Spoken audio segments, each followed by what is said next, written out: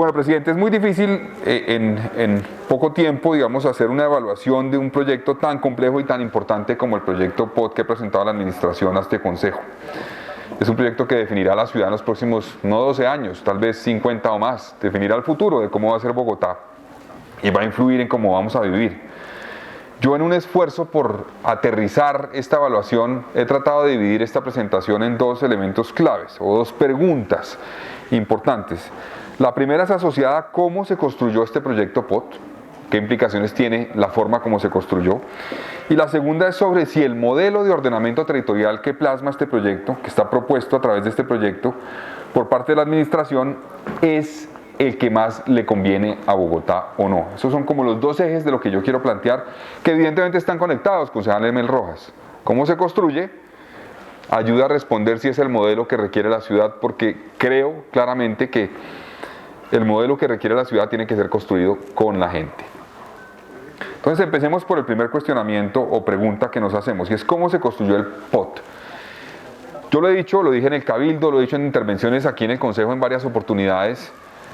Para mí la participación en un proyecto como estos no es, y en este en particular, no es un elemento, digamos, de cumplimiento de normas de ley, complementario, importante.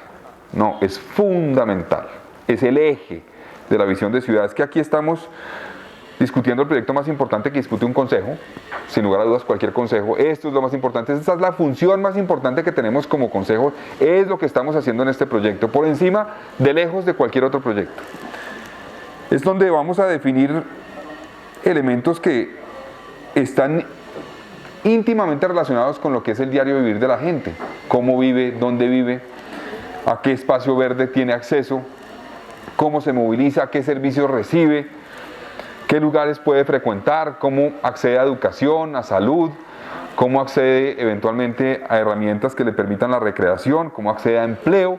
Todo eso termina siendo, en cierta forma, direccionado por cuenta de lo que se tome como decisión en términos del POT. Y lo menos, entonces, que requiere un proyecto como estos es que la participación, la voz, las inquietudes, las aspiraciones, los sueños de la gente, el conocimiento que tiene la gente de su territorio, sea tenido en cuenta de verdad en la construcción y sea tenido en cuenta no como una herramienta de socialización, sino realmente como una herramienta de construcción colectiva. Por eso la ley y las diferentes normas que existen en el ordenamiento jurídico colombiano se han preocupado por garantizar que una norma como estas cuente con una participación democrática real de los ciudadanos. La alcaldesa ha dicho que este POT ha sido el más participativo, es la afirmación que ha hecho. Y yo creo que realmente este POT se construyó en un escenario muy adverso a una participación real e incidente de la gente, infortunadamente. Y los tiempos que se plantearon por parte de la administración contribuyeron a esas dificultades. El proceso empezó en mayo del año pasado. Todos sabemos lo que estaba pasando en mayo del año pasado y lo que estábamos viviendo. Y muchos concejales le pedimos, creo que de todas las bancadas, a la alcaldesa, que se tomara el tiempo la administración, que se tomara el tiempo porque no era responsable con la ciudad y en el proceso de esa construcción colectiva, eventualmente precipitarse en la construcción del POT. La alcaldesa decidió seguir adelante. Yo creo que buena parte de esa participación ciudadana realmente es una socialización disfrazada de participación incidente, porque lo que percibimos todos los que hemos recorrido la ciudad en estos meses es una inquietud generalizada por lo que plantea el POT, por un desconocimiento también de lo que plantea el POT, hay que decirlo en varios aspectos, una falta de comprensión. Yo he oído al concejal Diego Lacerna muchas veces hablar, y creo que en el proyecto POT particularmente, no en la intervención que hizo el otro día, pero en instancias anteriores, como una herramienta como esta debería ser una herramienta que el ciudadano pueda acceder a ella y conocerla y entenderla fácilmente. Y yo me pregunto, ¿es esta herramienta una herramienta que pueda el ciudadano entenderla fácilmente? ¿Que haya podido seguir realmente la construcción de la misma y entenderla en su proceso de construcción? No lo es. Entonces eso hace parte, digamos, de las inquietudes principales que yo quiero plantear sobre este proyecto. No voy a insistir en el tema de la participación de los 23.000 ciudadanos que plantea la administración.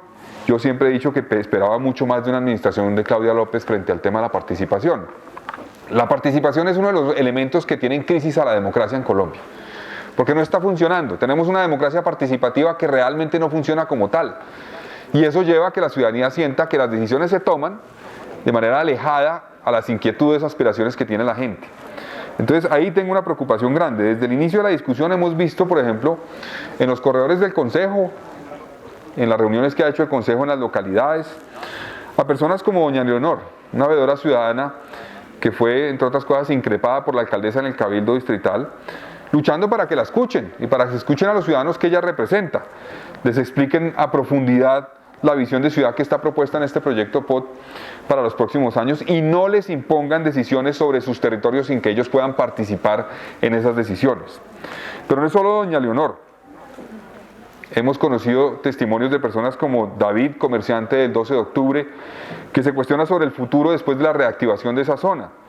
Mauricio, profesor de Mochuelo Alto, que pide muchos más soportes urbanos para su sector, que ha sido gravemente afectado por cuenta de lo que significa tener el relleno sanitario al lado de su casa. También preocupaciones de don Darío, don Ricardo de Santa Bárbara sobre el tema de la mezcla de usos y las implicaciones que tiene para ellos. También don Luis Eduardo y otros comerciantes de Corabastos que no tienen claridad sobre la propuesta en términos de las implicaciones para el abastecimiento de la ciudad. Silvia, a quien le preocupa la sostenibilidad ambiental en la cuenca del río Tunjuelo, que aquí están presentes varias de las personas inquietas con la situación que se genera en el río Tunjuelo. Y como ellos hay muchos ciudadanos más que se encuentran realmente preocupados, inquietos por los planteamientos de este proyecto POT. Y si uno revisa las inquietudes o los aportes que incluyó la administración como elementos en el proceso de construcción, se da cuenta de ese déficit. Se recibieron cerca de 27.000. No conocemos a ciencia cierta una valoración real de la calidad de esos aportes. Y eso pues lo ha demostrado, por ejemplo, el concejal Carrillo, que hizo esos cuestionamientos hace varias semanas. Entonces, el proceso de construcción colectiva no fue realmente robusto, fue precario, y eso tiene implicaciones, creo yo, sobre la legitimidad de este proyecto. Lo segundo que hay que decir es que por las manos de los ciudadanos que han tenido la posibilidad de acceder a información sobre el POT, han pasado muchas versiones de este plan, todas ellas con diferencias significativas, estructurales, que han dificultado a todos, a nosotros como concejales, a nuestros equipos, a los ciudadanos, a los veedores, a los medios de comunicación, la posibilidad de hacer un estudio riguroso de este documento. La concertación ambiental y ciudadana evidentemente se hizo sobre proyectos que no eran una versión, no digamos definitiva del plan, porque evidentemente la versión definitiva es la que será eventualmente expedida, ojalá por acuerdo, sino la versión definitiva de la propuesta de la administración. Esa versión definitiva de la propuesta de la administración tenía que haber incluido ya los elementos que, como vemos, terminaron siendo incluidos después, en muchos casos. Yo me pregunto cómo es posible que la propuesta presentada a la CAR tuviera 623 artículos, la que se presentó al CTPD tuviera 693 y finalmente la que llega al Consejo de Bogotá termina con 608. Lo que la administración concertó con la CAR es realmente diferente a lo que terminó radicado en el Consejo. Hubo reestructuración de capítulos, hubo supresión de artículos o agregaron artículos, parágrafos, literales, numerales, etc.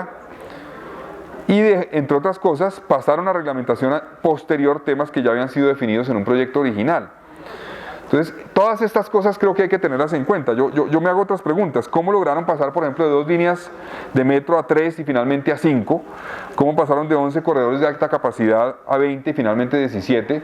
Yo, por ejemplo, le oí al concejal Espinosa en su intervención ayer o antes de ayer, pues que hay un soporte de este proyecto en lo que se propuso en campaña. En la campaña la alcaldesa fue muy crítica de una propuesta del alcalde Peñalosa de incluir 14 líneas de Transmilenio. Muy crítica. Fue uno de los temas clave en ese debate electoral. Aquí hay 17, concejal Espinosa. 17. Entonces uno se pregunta, bueno, entonces ¿qué fue lo que pasó en la campaña y qué es lo que está pasando en este proyecto? ¿Por qué sacaron, por ejemplo, la versión radicada todos los criterios del plan de intervención para el mejoramiento integral de hábitat para pasarlo a una reglamentación posterior? ¿Por qué, por ejemplo, asignarle la obligación de ejecutar obras de adecuación y mantenimiento de andenes a propietarios después de la concertación con la ciudadanía? Entonces, esas son preguntas claves. Yo les digo una cosa, seguramente, y creo que el secretario aquí presente nos dijo, para eso son las versiones. Evidentemente, un proyecto como estos cambia, pues obviamente que cambia, eso nadie lo va a durar. Pero no, aquí lo que hemos visto es que cambió según la etapa en la que estaba el proyecto y fue evolucionando con lo que se iba incorporando, con lo que se iba concertado, sino que tenía otros cambios distintos. Lo que muestra es una improvisación en el proceso de construcción del proyecto POT. Claramente. Hubo artículos, señor subsecretario, por ejemplo, que en una instancia fue radicado ante la CAR, por ejemplo, un enunciado muy breve, muy limitado. No tenía que ver con temas de la concertación con la CAR. Pasa la concertación y después ese artículo ya no se convierte en 2 líneas, sino en 1,5 páginas. Y uno dice, ¿y eso dónde salió? ¿Quién tuvo posibilidades de incidir ahí? ¿Cómo se garantiza que eso eventualmente lo haya conocido la ciudadanía en el proceso de concertación? No, pues no se puede garantizar porque no ocurrió. Y eso es uno de los temas que para mí son una de las falencias estructurales de este proyecto, porque yo les digo una cosa, ¿cómo se construye un proyecto como estos? Hay modelos donde dicen se hace desde el escritorio o desde la visión extraordinaria e inigualable de un alcalde o una alcaldesa. Ese no es el modelo democrático. El modelo democrático es de abajo para arriba, es con la gente. Así es que se construye, no es que la alcaldesa o la alcaldía o los técnicos tienen una visión técnica que es la correcta y simplemente van a contarle a la ciudadanía para ver cómo la podemos mejorar, sino que arranquen desde abajo para que digan cuál es el modelo de ciudad que quieren tener los bogotanos, cómo quieren vivir, cómo quieren desarrollar su ciudad, cómo quieren garantizar la estructura ecológica principal, cómo quieren tomar medidas eventualmente que garanticen la competitividad de la ciudad, la integración con la región. Y a partir de eso uno construye el modelo de ciudad. Aquí todo indica que fue al revés y a mí me parece un error que afecta la legitimidad de este proyecto. Pasemos al segundo cuestionamiento, pero para hacerlo como puente, yo diría, como le decía al concejal Emel en un principio, el resultado tiene que ver un poco con ese cuestionamiento inicial. El resultado que tiene este proyecto de acuerdo en las falencias tiene que ver con eso. Yo puedo estar de acuerdo con muchos elementos de este proyecto. Creo que hay cosas interesantes y debo decirlo, muy interesantes. Por ejemplo, el concepto que busca generar un esquema que permita enfrentar los desequilibrios territoriales que tiene Bogotá. Ese sistema que busca que las UPLs deficitarias puedan ser receptoras de soportes urbanos es muy interesante, debo decirlo. Yo durante todo mi ejercicio político he tenido la preocupación de ver una ciudad que tiene un desequilibrio profundo, que no se ha resuelto y que requiere medidas claras y contundentes para eso. Ese concepto es muy interesante. El concepto, por ejemplo, de incorporar ya no en un plan de desarrollo, sino en un POT, el sistema distrital de cuidado y lo que eso significa en términos de la prestación de servicios sociales es muy interesante y lo acompaño. Me parece muy importante que la ciudad avance en eso. Pero inclusive en cosas que uno está de acuerdo, digo yo, la pregunta es, bueno, ¿y cuál fue la participación de la ciudadanía en la construcción de esas propuestas? Y eso es una pregunta que nos debemos hacer todos, porque yo creo que ni la administración, ni los técnicos, ni la alcaldesa, ni el mismo consejo podemos decir que tenemos una voz garantizada por las urnas que nos permite definir la ciudad que va a tener Bogotá en los próximos 50 años. Ese proceso, como lo he dicho yo insistentemente en este consejo, es permanente, de diálogo con la ciudadanía, es permanente de verificación con la ciudadanía, de construcción colectiva. No tenemos aquí, por haber sido elegidos, una patente de corso para definir la ciudad, porque fue lo que nos dijeron en las urnas. Tenemos que construirla permanentemente con la gente. Entonces pasamos al segundo cuestionamiento o inquietud, y es el modelo de ordenamiento territorial que está propuesto por la administración, ¿es realmente el más conveniente o no? Y aquí quiero empezar a abordar esto desde diferentes puntos de vista. Por una parte, quiero abordar el tema de lo relativo a la vivienda y el déficit de vivienda que tiene Bogotá. Las estimaciones del DANE, según lo que reporta el mismo proyecto de acuerdo, indica que Bogotá necesita en los próximos 13 años cerca de 1 millón de viviendas, un poco más. Sin embargo, las proyecciones más optimistas de la misma administración señalan que con este POT se pueden concretar alrededor de 580.000 viviendas. La pregunta es, ¿dónde se va a satisfacer la demanda restante que quiere Bogotá o que requiere Bogotá? Claro, aquí hay un cuestionamiento sobre la capacidad que tiene el aparato productivo, es una pregunta válida. ¿Qué capacidad tiene el aparato productivo de la construcción para generar vivienda? Eso es válido. ¿Qué capacidad tiene? ¿Cuántas puede hacer? ¿No? ¿Puede hacer realmente esas viviendas en 13 años o no las puede hacer? Pero ¿qué implicaciones tiene eventualmente plantear una meta que sea en cierta forma insuficiente para el reto que tiene la ciudad y la región?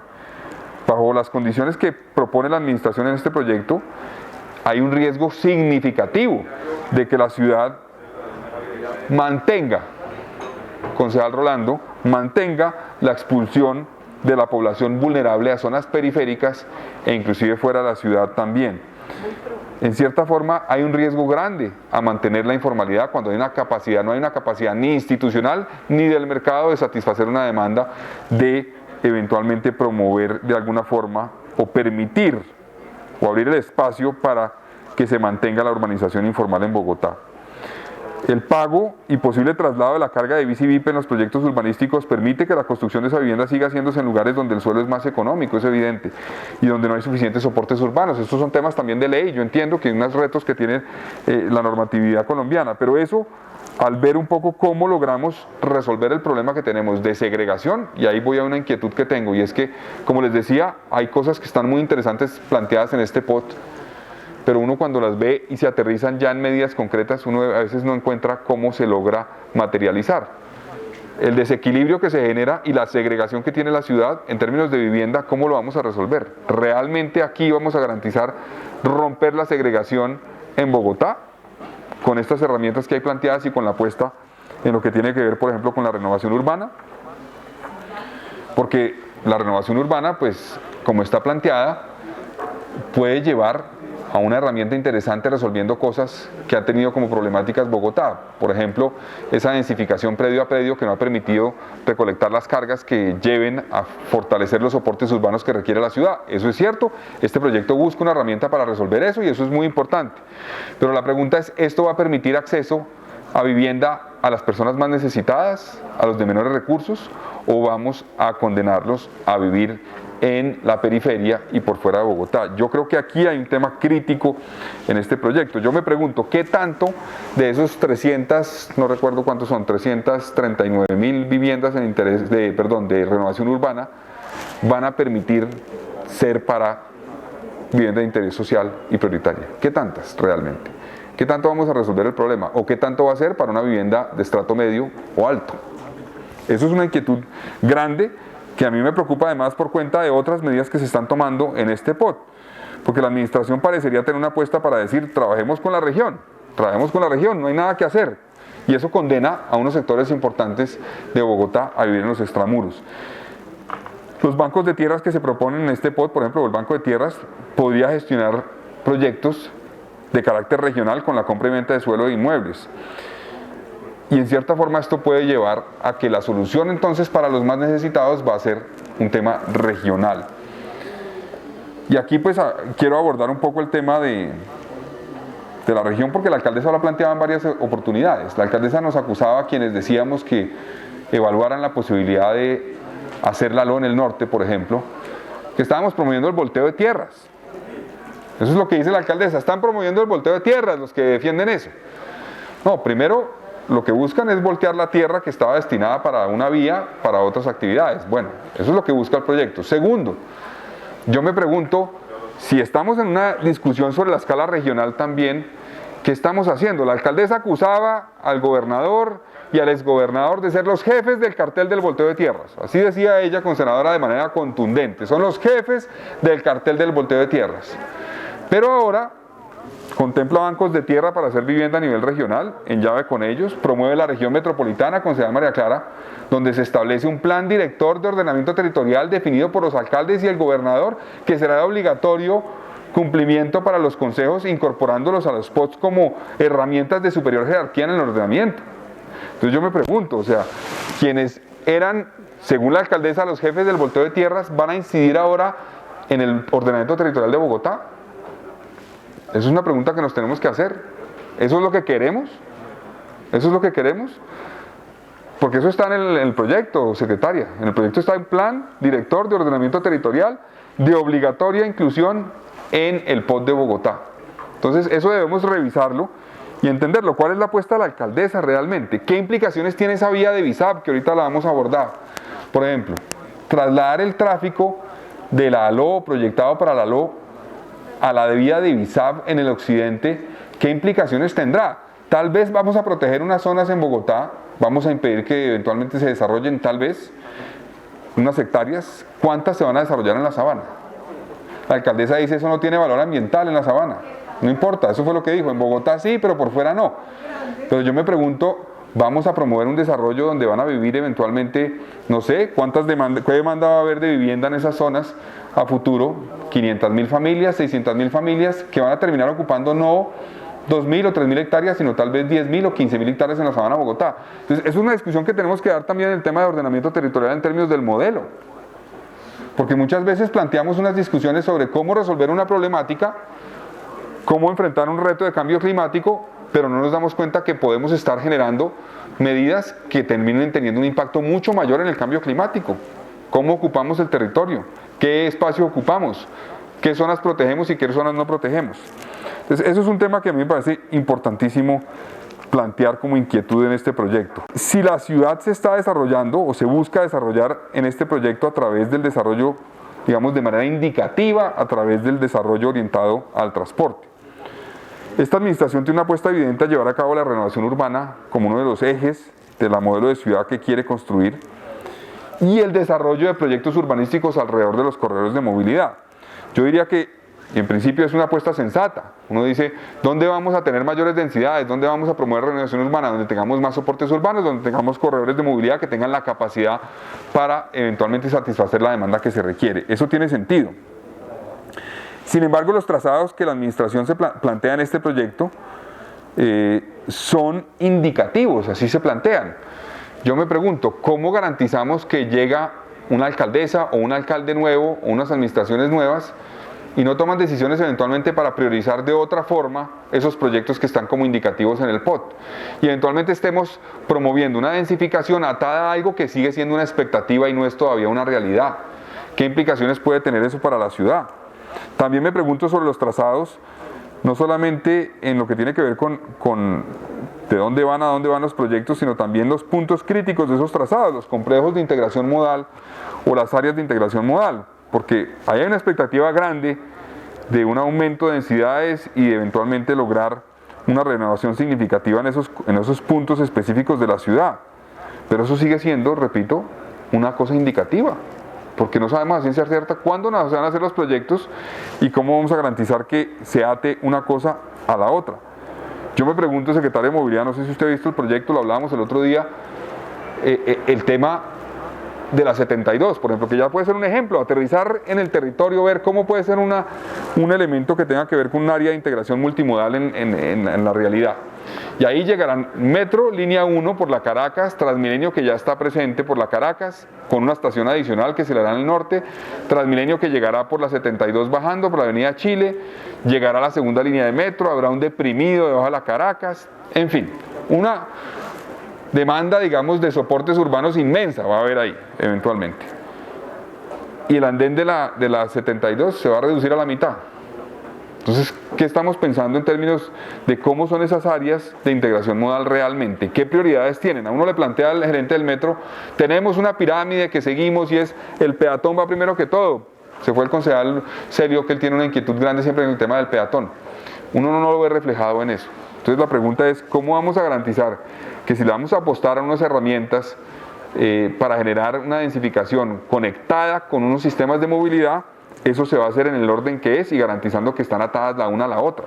¿Por qué no, como propuesta eventualmente, atamos las dos cosas y decimos solamente se va a habilitar mayores densidades y capacidad eventualmente para generar renovación urbana en estas zonas siempre y cuando ya esté garantizada la construcción de los sistemas de movilidad y de los soportes que requiere esa zona? Otro tema es el tema de las vías, que ya les mencionaba un poco brevemente.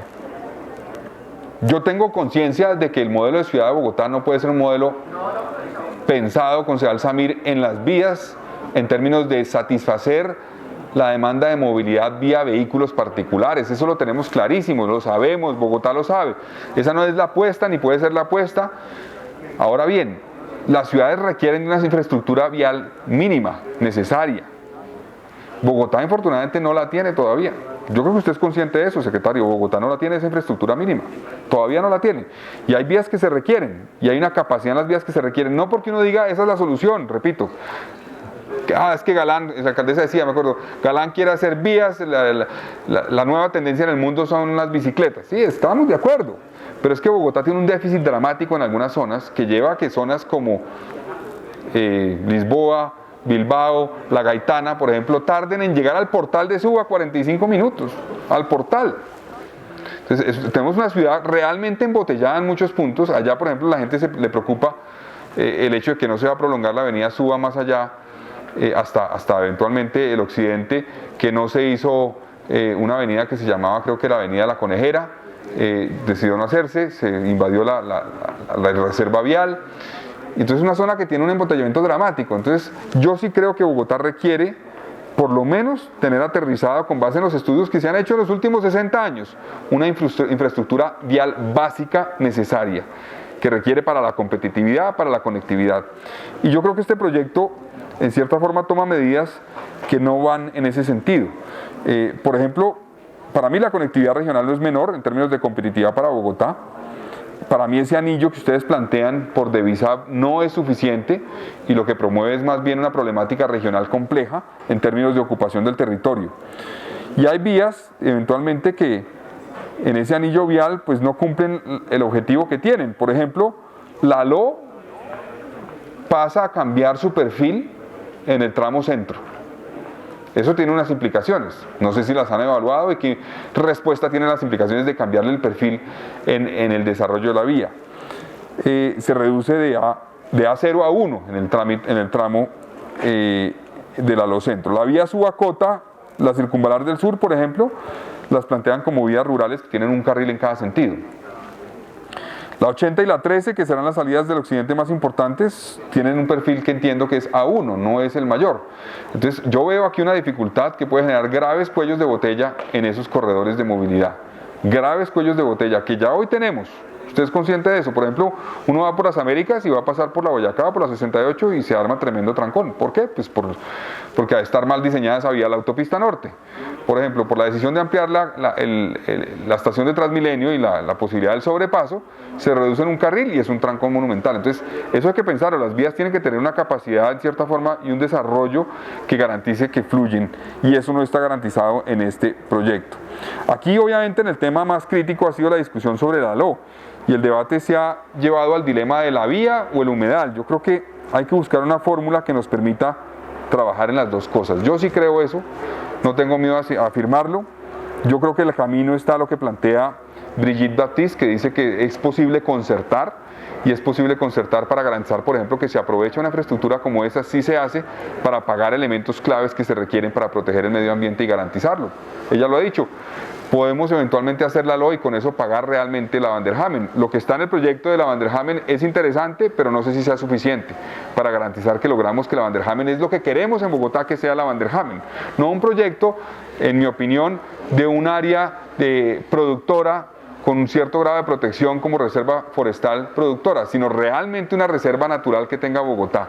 La apuesta se puede hacer con concertación y teniendo en cuenta que herramientas como por ejemplo las cargas que pueda generar una infraestructura como estas nos pueden llevar a hacer la realidad y no quedarnos en proyectos indefinidamente. Un siguiente punto que me preocupa a mí del proyecto es el tema de la mezcla de usos. Yo entiendo lo que hemos visto como ejemplo nos han presentado de muchas ciudades del mundo y cómo se han desarrollado, París, Madrid, Barcelona, y eso es cierto, sí, es muy interesante, pero Bogotá no es París, no es Madrid, no es Barcelona. Yo creo que la herramienta de mezcla de usos es interesante, pero no puede ser una herramienta indiscriminada porque genera problemáticas y no puede ser una herramienta indiscriminada sin la participación ciudadana. A mí me preocupa, por ejemplo, que aquí algunos barrios, yo puedo estar de acuerdo con eso, pero algunos barrios lograron que en cierta forma les mantengan el tema neto residencial. Los que vinieron y protestaron y tan, listo, lo lograron. Y con concejales se manifestaron y lograron, listo, se mantiene residencial en cierta forma ese barrio. Varios, no me acuerdo cuáles son, pero entre esos, bueno, Lucía tiene varios aquí. Pero yo me pregunto, ¿esa es la forma de construir esa figura? ¿Es el que más venga y hable? ¿O hay que buscar un proceso donde no sea el que más, digamos, tenga capacidad de presión, el que logra que le imponer una visión, sino que realmente construyamos un mecanismo de diálogo donde el ciudadano y los barrios construyan su futuro en conjunto con la administración, ¿no? Eso a mí me preocupa mucho. Yo creería que el tema de la mezcla de usos debería ser, en una primera instancia, un tema, digamos, promovido y opcional, que no sea impuesto, que no sea obligatorio, porque de esa forma podemos generar una dinámica compleja en muchos barrios. El quinto punto tiene que ver con los tratamientos urbanísticos que se están planteando y las implicaciones que esto tiene en el territorio. Otro aspecto que trae este proyecto, que me parece interesante, debo decirlo, es la aplicación de la edificabilidad base respondiendo a un índice de construcción a partir del cual se imponen las cargas, el índice de 1.3, según entiendo. Eso me parece interesante, digámoslo así. Como les hablaba hace un rato, yo entiendo la dinámica y la problemática que tiene Bogotá de una densificación y una renovación en cierta forma disfrazada que se ha hecho sin tener cargas y sin cobrar las cargas que permitan fortalecer y, digamos, garantizar una mejoría en los soportes urbanos de la ciudad. Eso es interesante. Yo entiendo, entiendo que eso varía para los diferentes tratamientos urbanos, pero yo creo que esa es una fórmula que puede ayudar a resolver muchos problemas. La pregunta es, ¿este modelo que replica instancias internacionales no se puede hacer de manera progresiva, secretaria? Entiendo que, por ejemplo, Brasil lo hizo de manera progresiva, fue reduciendo ese piso a partir del cual se cobran las cargas, de 7 a 5 a 4, hasta que lo bajó creo que hasta 0, inclusive, Sao Paulo, por ejemplo. Aquí se está planteando 1.3.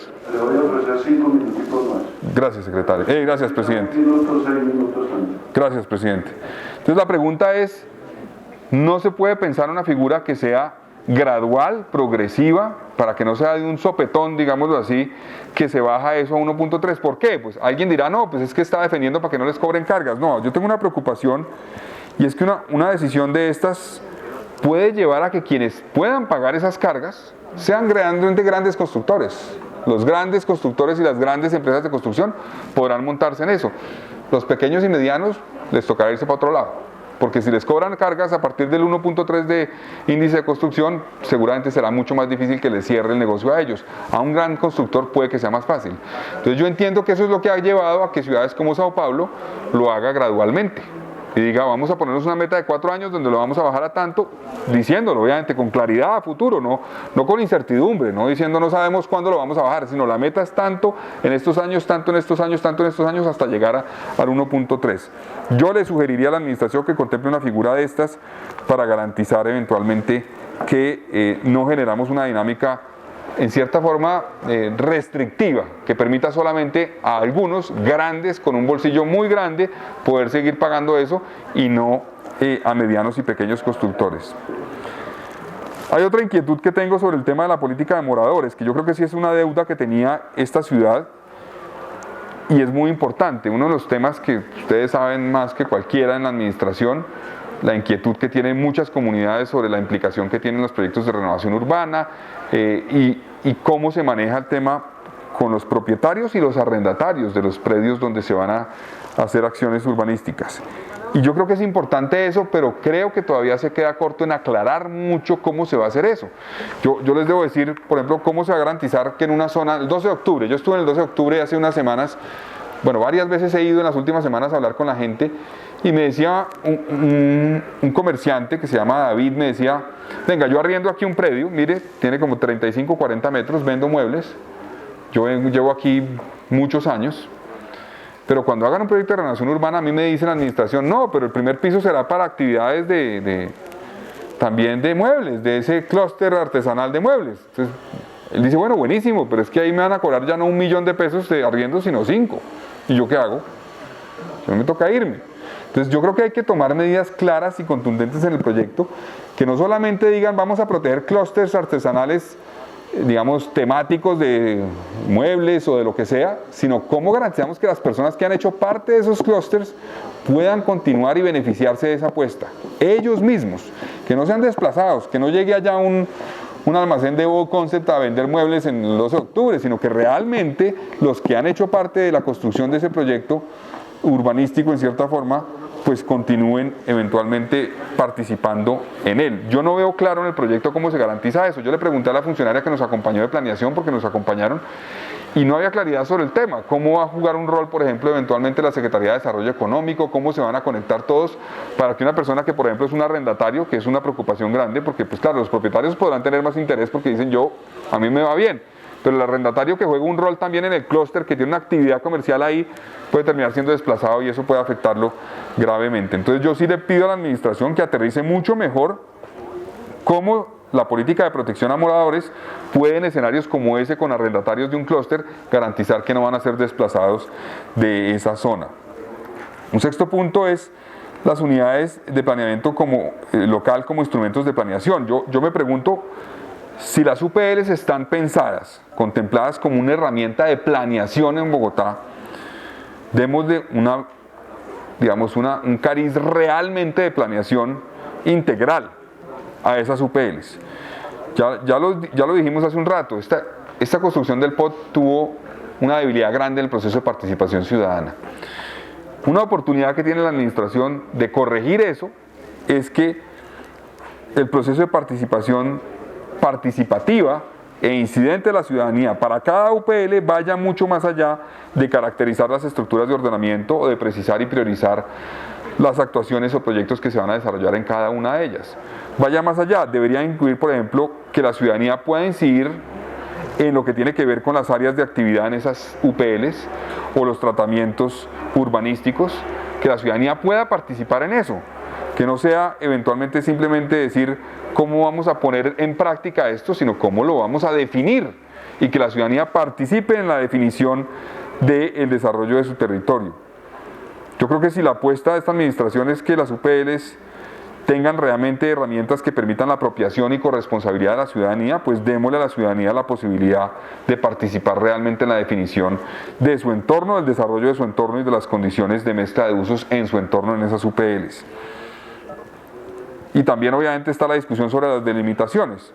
Yo creo que eso también debería ser sujeto a procesos con la ciudadanía.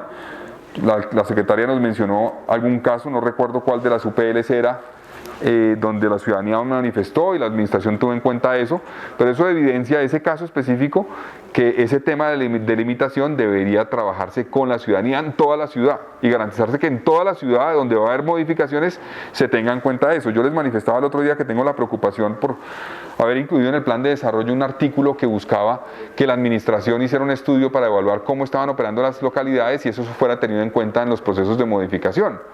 El estudio hasta ahora se está contratando, entiendo yo, entonces esa herramienta no la tienen. Ahora, no es que sea lo único que hay que tener en cuenta, y yo digo, seguramente hay que dividir la ciudad distinto, es posible, también hay que ver, más allá de eso, es cómo operan cada una de esas localidades, qué capacidad institucional tendrá cada una de las localidades. Creo que hay que tener en cuenta también el desarrollo histórico que han tenido y las conexiones sociales y de tejido social que tienen esas localidades para que eso sea parte. Entonces yo creo que hay que tener en cuenta también la participación ciudadana en la delimitación. Hay un tema de residuos que yo quería mencionarles, ya lo han mencionado algunos acá, yo tengo una preocupación, yo creo que esto es una apuesta interesante de la ciudad, de replantear la forma como maneja sus residuos, sin lugar a dudas, yo creo que es muy importante. Yo creo que hay que ver cómo logramos ser ambiciosos pero realistas en este proceso. Uno mira los ejemplos de, digamos, países que han logrado mejorar el aprovechamiento de los residuos y han tardado bastante. O sea, yo tengo cifras de la OCDE que indican, por ejemplo, que Alemania duró en 19 años más o menos, aumentó en un 15% el aprovechamiento de los residuos. Italia en un 40%, Portugal 19%, Francia 21%. Entonces yo me pregunto, ¿en 12 años podremos cumplir la meta eventualmente de tener un polígono que entiendo tiene una limitación significativa y lograr el aprovechamiento que se requiere o que queremos tener? Hay que ser realistas en eso porque de lo contrario vamos a tener una bomba de tiempo que nos va a estallar en las manos. Eso requiere un proceso realmente de cambio cultural profundo que yo la verdad aún no veo.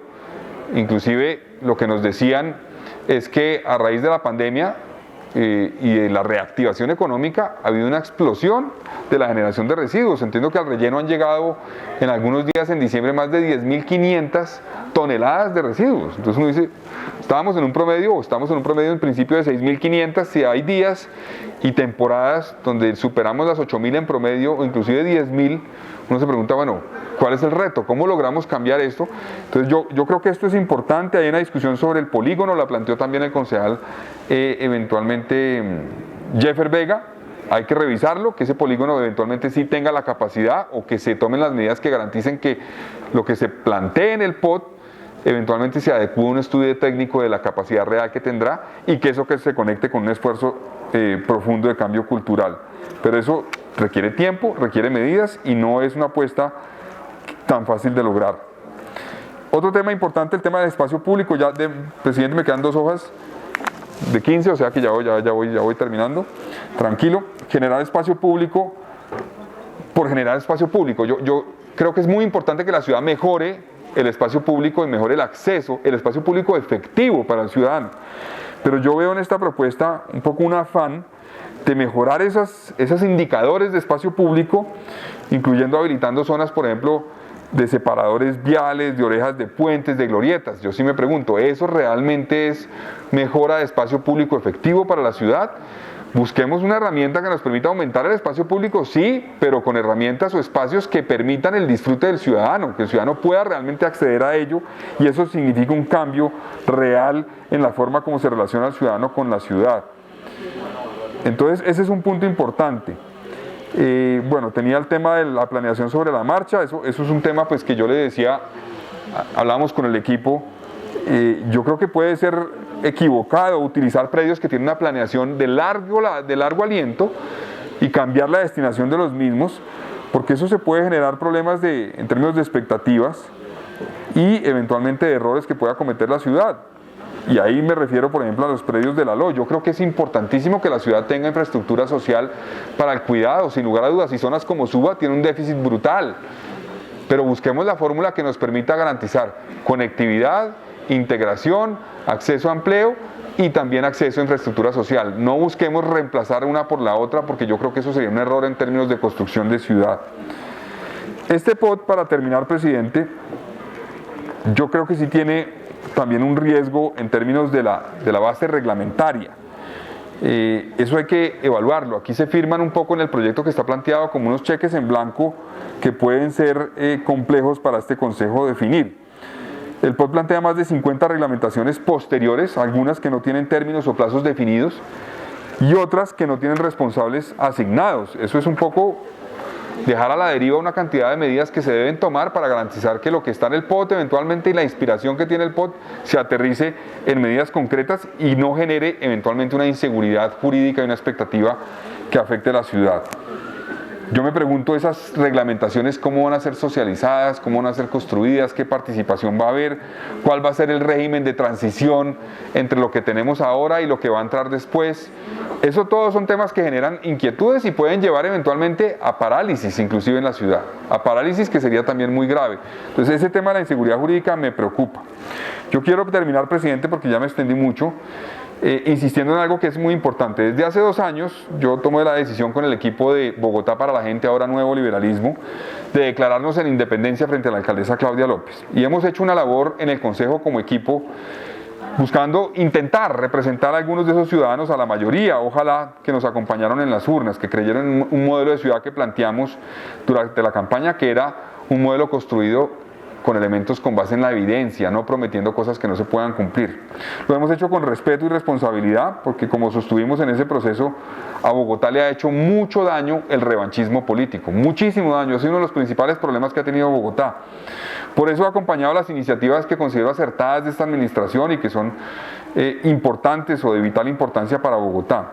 Yo creo que es evidente que Bogotá necesita actualizar su norma. Bogotá necesita actualizar esta norma porque tiene un problema grave, evidentemente, en términos de ordenamiento territorial. Llevamos más de 15 años con este mismo POT y no responde lo que tenemos a las necesidades que tiene Bogotá.